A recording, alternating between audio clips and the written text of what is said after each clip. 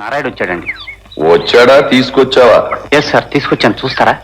అబ్బా సెక్రటరీ, ఎప్పుడు పనులు బిజినెస్ ఏనా? పరగడుపునే కాసింత పచ్చిగాలి పీల్చి ఆ పెచ్చక్షనారాయుడు సేవ చేసుకోవద్దు. Yes sir. ఎస్ సార్ కాదు, కళ్ళెట్టుకు చూడు. పైనేదో మడ్ర జరిగినట్లేదు, ఆకాశంలో సూర్యుడు నెత్తురు గడ్డలా లేడు. అద్భుతం సార్. మడిసన్నాక కాసింత కళా కోసం ఉండాలయ్యా.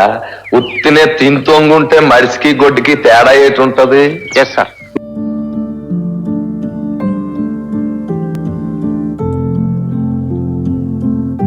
Hello hello hello hello hello hello hello ఏంటి గున్నాథం గారు, గాలి ఎలా మళ్ళింది? భలే వారే, మన గాలెప్పుడు ఇటే. సినిమా కదా చెప్పకండి. ఎంత మాట! తమరి సలహాలేందే సూర్యచంద్రులే కదలరే. ఇక నాకోటి వాడంతా ఎవరయ్యా మీరు? చూడు గురునాథం, నీలాటోళ్ళు నన్ను బాగా పొగిడేసి బోర్లా కొట్టించేస్తున్నారని భయమేసి ఈ భట్రాజు మేళం ఎత్తించాడు మా సెక్రటరీ.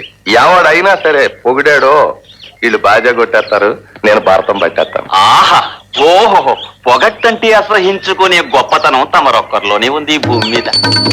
అమ్మమ్మ, ఏ పొగండి బాబు, అసలు ఇది పొగట్ట కాదు, ఉన్న మాటే అన్నాను. బుద్ధొచ్చింది బాబు, బుద్ధొచ్చింది. మనం వెళ్ళి నాన్నతో పోట్లాడి తీసుకొచ్చేద్దాం, సరేనా? స్వామి, ఇప్పుడు ఏం చేద్దాం? ఏముంది, వెళ్ళి ఆ రాక్షసుని హతమార్చి మీ నాన్నను భుజం మీద వేసి తీసుకొచ్చేద్దాం.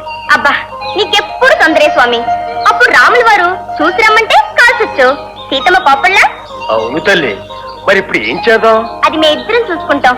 నువ్వు మాకు కొండంత బలం ఇచ్చి దీవించు, పక్కనే ఉండు. అలాగే బంగారు.